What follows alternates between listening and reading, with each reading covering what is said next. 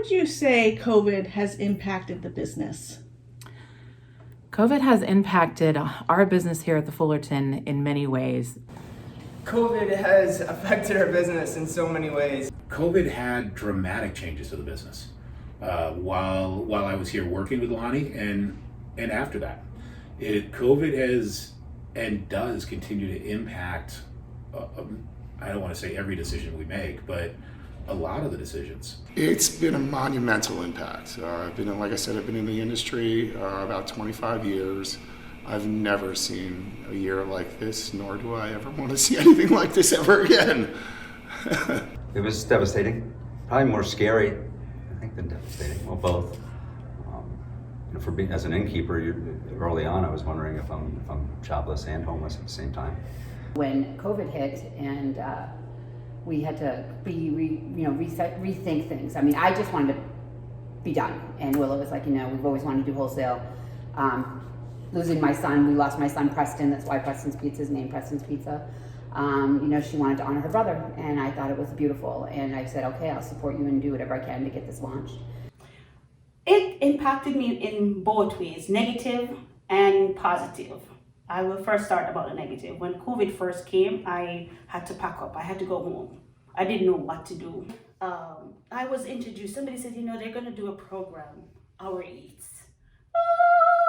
My savior, here comes Our Eat program. And I said, do you want to try? I'm like, yeah, because as I said, I like to try new things. And here comes Our Eat program. That has been sustaining my business since then. So that's the impact from COVID. Would you say that participation in Everyone Eats has had a positive impact on your business? Absolutely.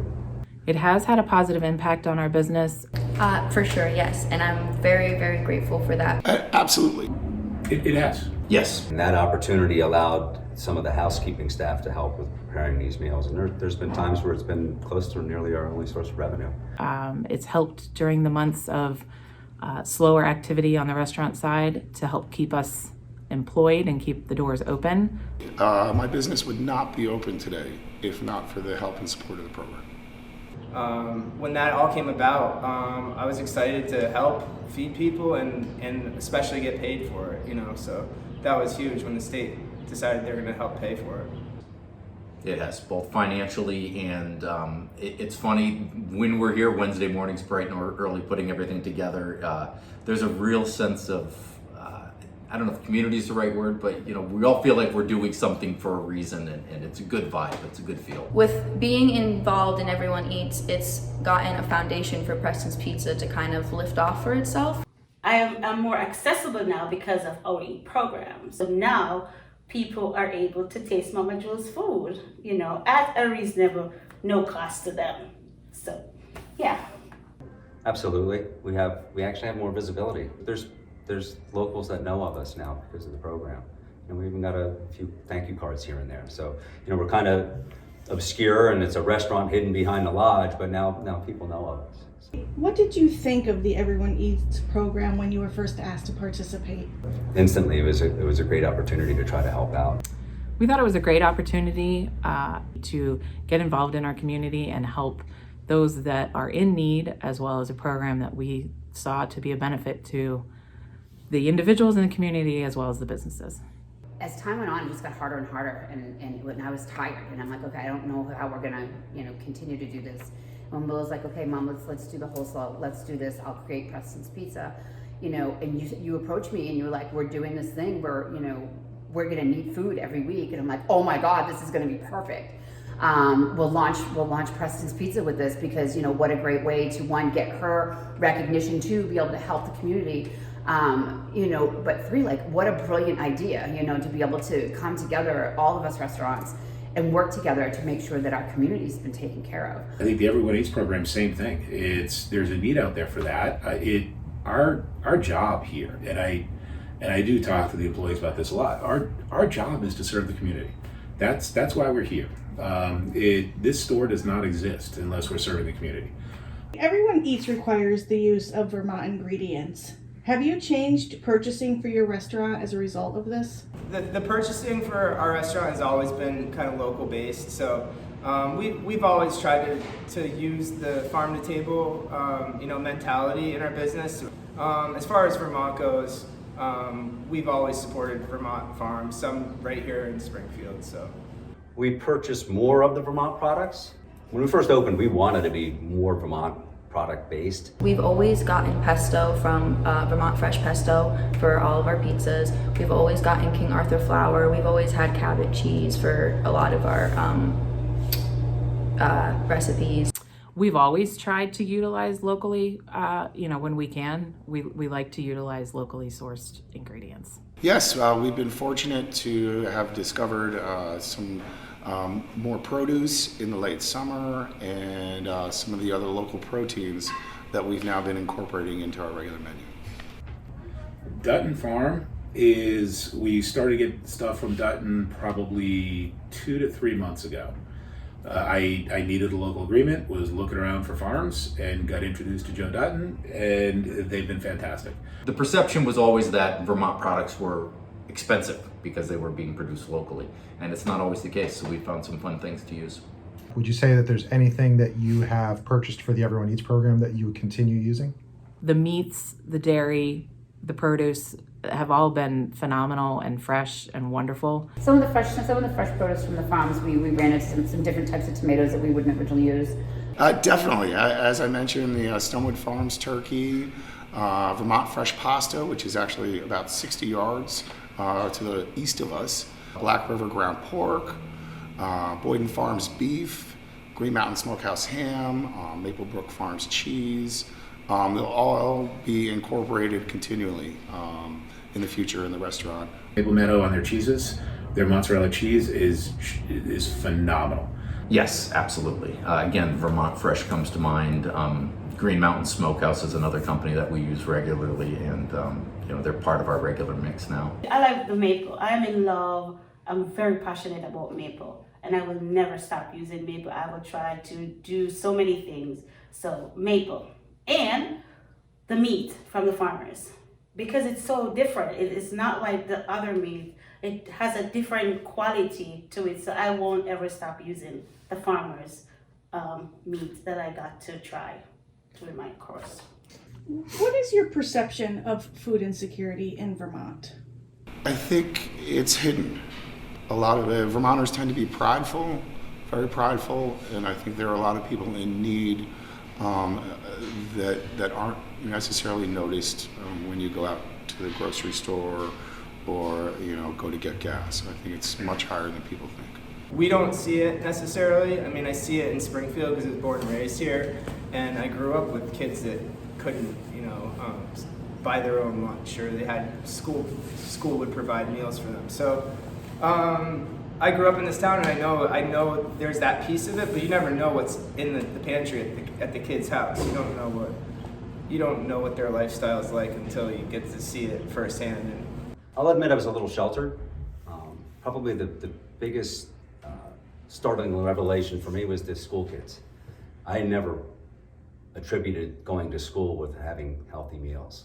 And we have a couple part-time teachers, and many of our guests are teachers, and that kind of scared me. I knew of it, and I was very aware of it because of the people in my life.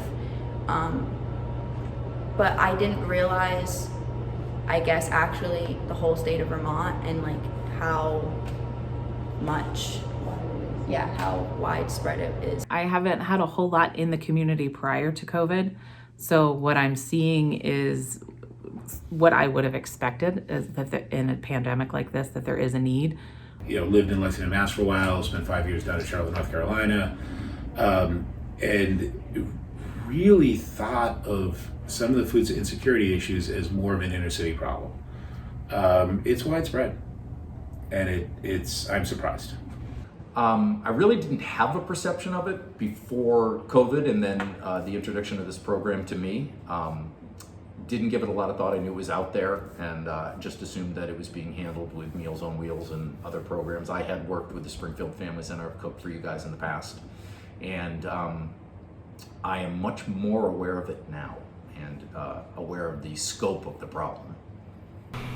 Since your participation in Everyone Eats, have your views on food insecurity and addressing it changed? They have. Perhaps the pandemic played into that as well, because the situation became worse. Food insecurity is an even greater issue up here than I had truly understood. I think they have dropped the ball when it comes to food insecurity. They can make it better.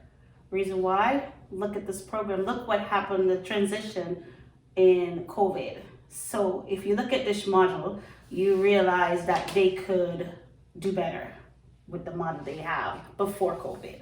So I think they could make a little bit more adjustments for food insecurity. What have you done through your restaurant to address food insecurity in your community? Before COVID, I would donate to places. If I know that there are families that are going through a tough time, I tell them to come by and pick up a pie. No problem with that whatsoever. We've hosted events for people that have had, nonprofits for people, people that have gone through a lot. We've definitely held space for that. Anybody who's ever come to me and said, I'm hungry, gets fed.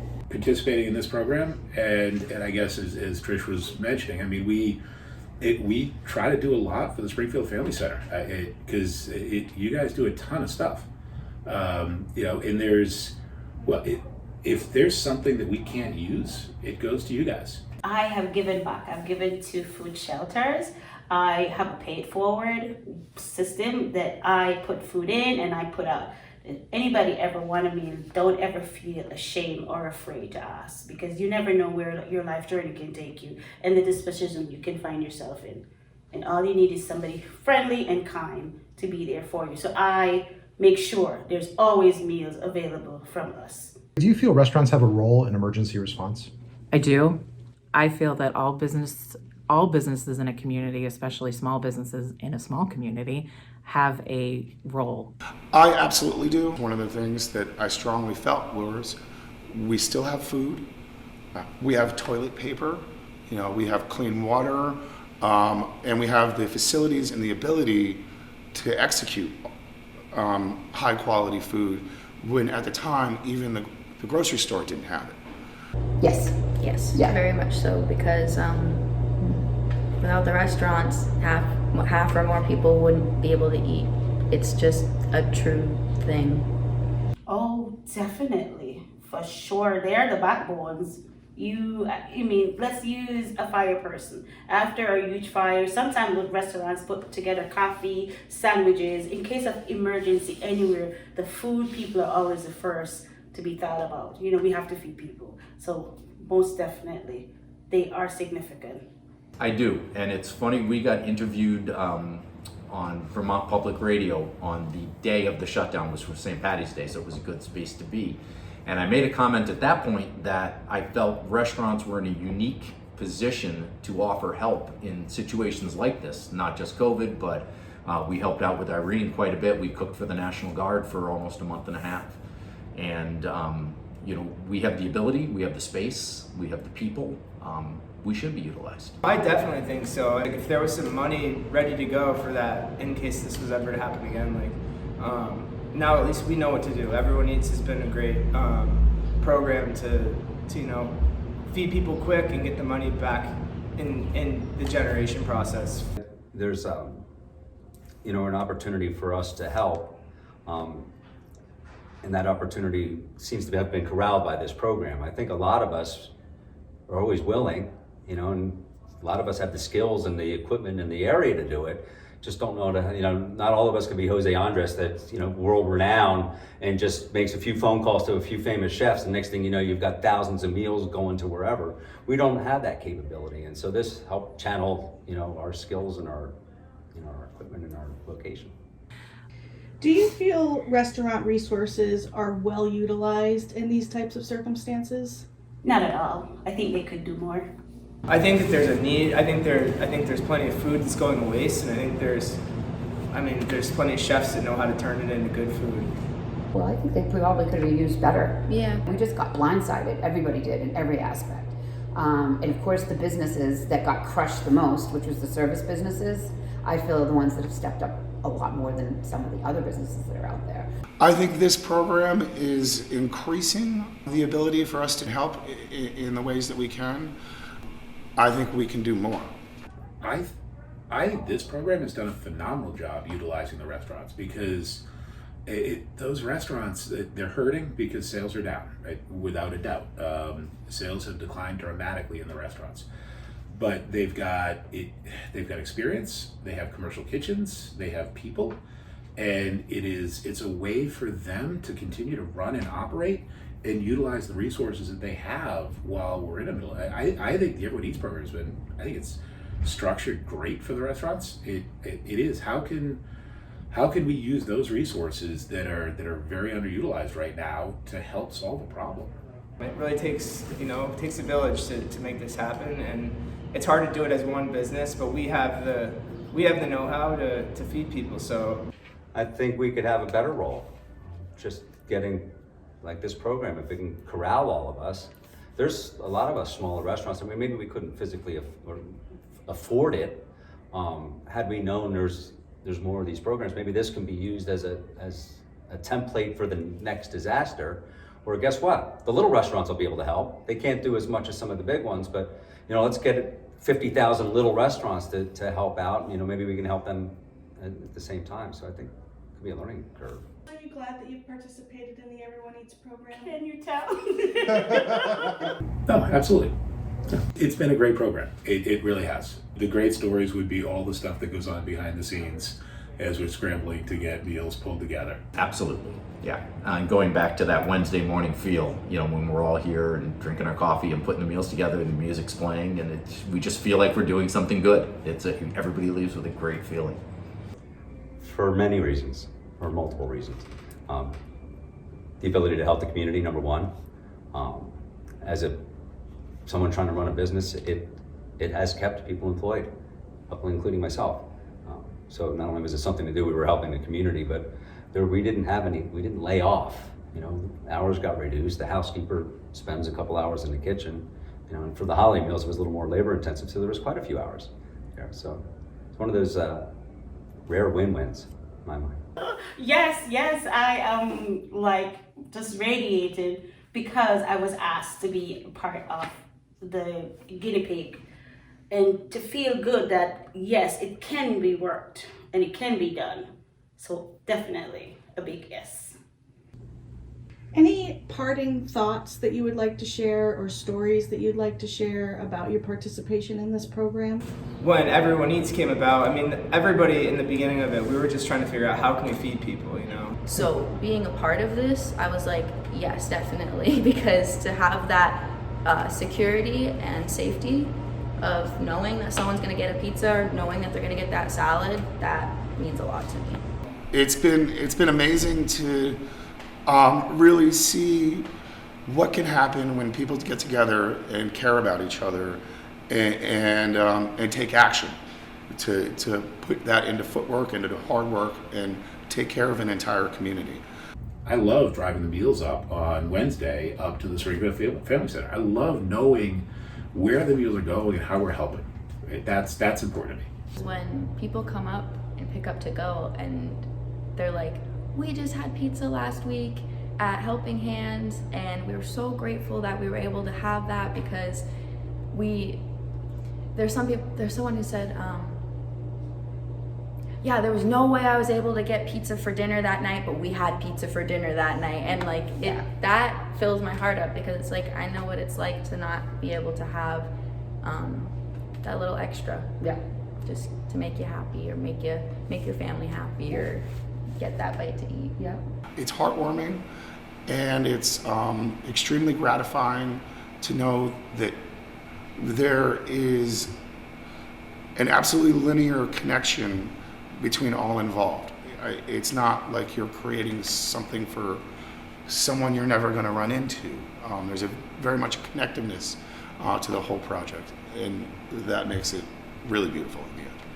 I am absolutely glad that this program, whoever thought of it is a genius. I don't know who came up with the idea, but they are an absolute genius to think of distributing food in such a manner to let because if you look at the model of Everyone Eats, everybody benefits. The farmers give back. You have to support a farmer. You have to make something nutritious for the people. So everybody benefits from it. The restaurants that are involved, the farmers, and the people that are receiving the food. So it is a well-rounded program, and kudos to whoever sat down and thought of this. I don't know that there's any particular story other than a general feel that I think is important that people of all levels of legislation and community understand that in this time, in this very unprecedented pandemic that we've got going on right now, there is so many different sides to the story, but the bottom line is we all need to really come together and work together in helping each other and helping the community. This program has been able to do that. It's helped us to keep staff on in a time when most businesses need to shut their doors. So, you know, it may not be financing the whole building, but it's certainly helping, and it's an integral part of our program right now. Just that I'd like to see the program continue. I think beyond the scope of what's going on with COVID, I think there's a place for this, and there's a place for restaurants to be a part of it. I'd like to see programs remain. Because obviously once this all ends, there's still be some insecurity, and like I said earlier, maybe it's a template for, we got another disaster called Chris and Trish. We got to get going on this because we need X. Maybe the next one is shipping food to where a hurricane hit or something like that. So I don't know, that would be my thought is let's not just say that's done and let's move on to the next thing. I think it should be used to further more programs like this.